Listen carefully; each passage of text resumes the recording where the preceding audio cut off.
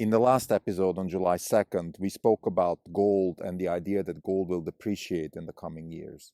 And the argument was that with an increased rate of disruption and therefore more real economic growth, we expect gold to depreciate. That was the argument. We want to talk a little bit more about the idea, why do we expect an increased rate of disruption? Before that, though, here's the update.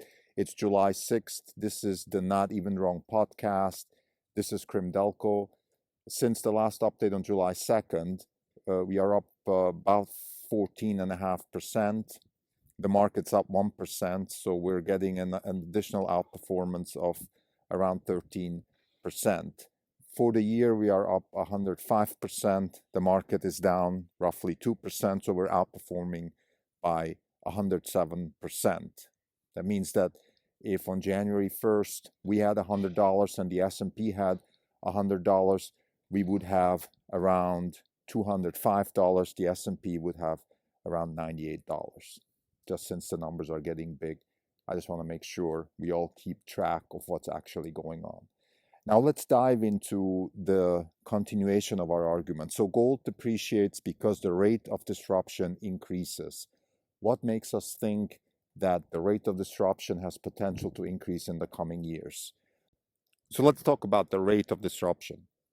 Why is the rate of disruption changing, or is it changing?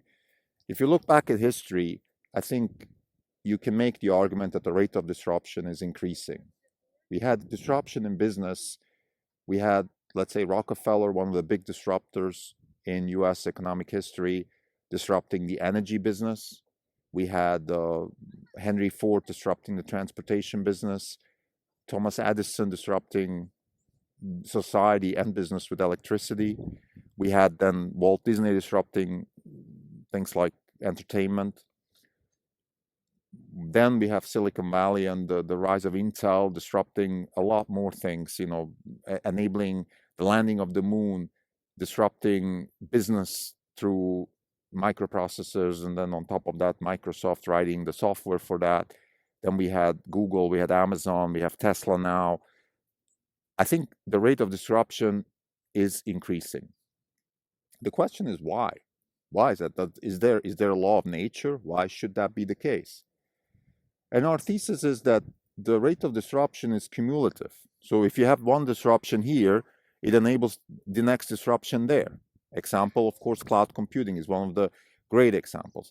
We have a disruption of the computing world by offering very flexible compute to businesses. So when 30 years ago you wanted to start a business, you had to buy your own hardware, you had to have dedicated lines, all kinds of things to actually get going and get data from here to there and write software on top of it and all that. Today, you have just the hardware side, the storage side, just data as a whole is becoming a lot more manageable. Software is becoming a lot easier to write and deploy than before. It's not easy in a sense that anybody can do it, but there is a reason why we have all these 20-somethings sitting in Silicon Valley dreaming of being the next Google, because they really can.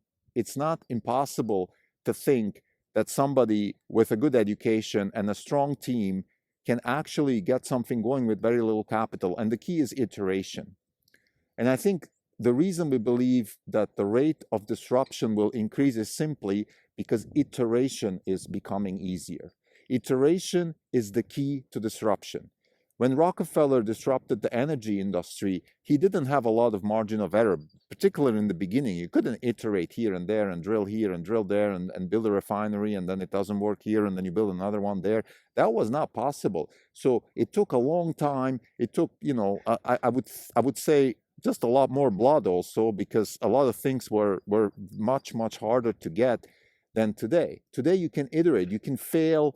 It's not very costly to fail, and I think failure is the path to success because you have to iterate. And the rate of disruption, therefore, I would say is directly correlated to the rate of iteration, or inversely correlated to the cost of iteration. So disruption is inversely correlated with the cost of iteration. I think this is the key.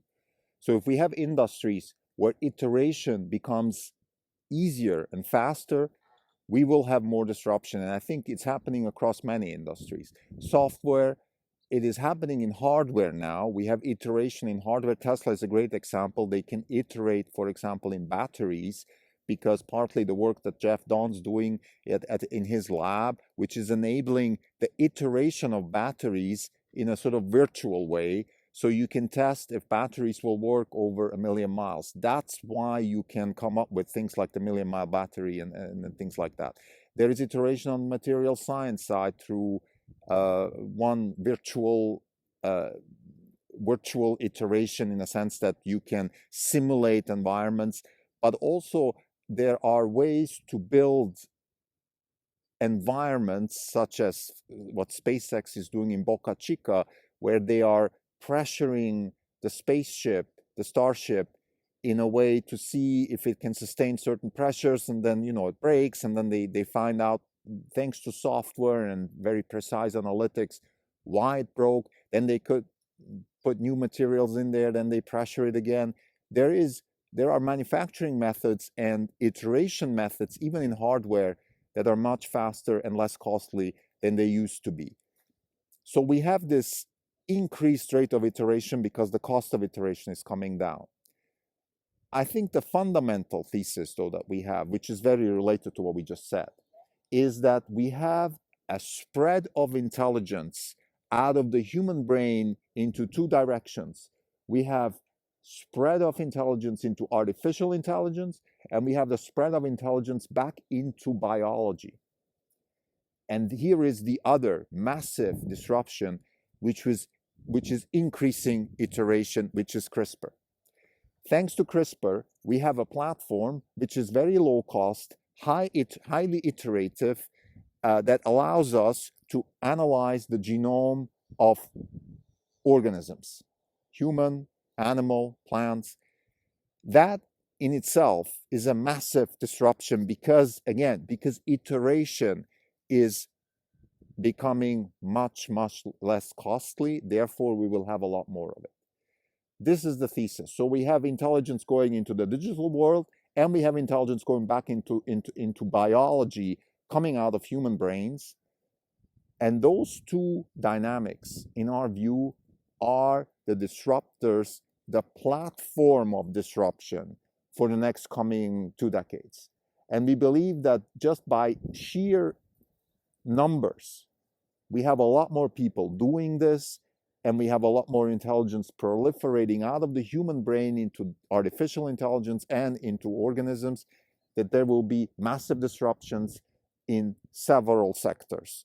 For example, we expect Eroom's law, the famous Eroom law, which is the reverse of Moore's law, which says that drug discovery, instead of becoming more efficient, becomes less and less efficient. That is something that we believe will be disrupted no matter what. And it will be disrupted by both of these dynamics. One, we will have faster research because we can now much more precisely go down to the cell or molecular level of organisms and find reasons for diseases and find drugs and solutions for those diseases. And then we can use artificial intelligence to analyze the information. So we have two dynamics which will increase the rate of innovation with drug discovery and lower cost. We have massive potential in food production because we have the ability to not manipulate the genome in the old way, the GMO way, where we put stuff together and then we take from here and put it there. We can take the actual genome of the existing plant and modify it in a sense that we don't take anything from the outside. We just use the plant as it is, and we accelerate evolution and get the results that we need. For example, wheat that can grow in drier areas and things like that. And then on the AI side, I think we have massive disruptions. For example, the self-driving car, which in our thesis is the killer application of AI, and the potential for us to start developing more general artificial intelligence because we have a body, we have sensors, and we have the need to integrate knowledge across several parts of a thing, in this case a robot. And that is very close to how we believe our own intelligence has evolved. Therefore, we have this potential to create general artificial intelligence or something that starts looking like general artificial intelligence through the self-driving car. So we're very bullish on that. It might not happen in the next year or two, but in the next 10 years, we believe we have the potential to get there. And that in itself has massive disruptive forces just on the transportation industry itself, but then on many other follow-up technologies that we can't even imagine right now. There's a third technology that is related to both of these developments, and that is quantum computing. And I haven't spoken about this too much on the podcast, but about 2 years ago, we embarked on a probably 6 to 9 month journey in educating ourselves on quantum computing, starting with taking courses and then attending conferences and talking to industry participants, etc. And it's gotten us to the point where I think we understand enough to be able to read the headlines, let's say it that way. Nevertheless, the potential of quantum computing is undeniable. And our thesis is that it will proliferate one way or the other at some point. It's a little bit early now. There are some technical challenges to be solved, but it definitely has a nonlinear aspect to it. So when we see the first problems, real problems being solved, I think it's going to go very, very fast, and it's going to jump into, wow, where's this coming from? So therefore, we are keeping a very keen eye on quantum computing. I think quantum computing has the potential to disrupt both of the previously mentioned trends. One is the trend towards AI, and the other is the trend towards putting intelligence back into organisms, because it can offer amazing solutions for both of these areas. So as a summary, we believe the rate of disruption will increase because the rate of iteration will increase, because the cost of iteration are decreasing. We think that the two main technological trends are and they're both very interesting because they're the proliferation of intelligence out of humans into two areas. One is the digital area, and the other is the other organisms. So we are proliferating our own intelligence into AI and into biology. And as a third, even more accelerating factor, at some point in the near future, we believe quantum computing will add to this.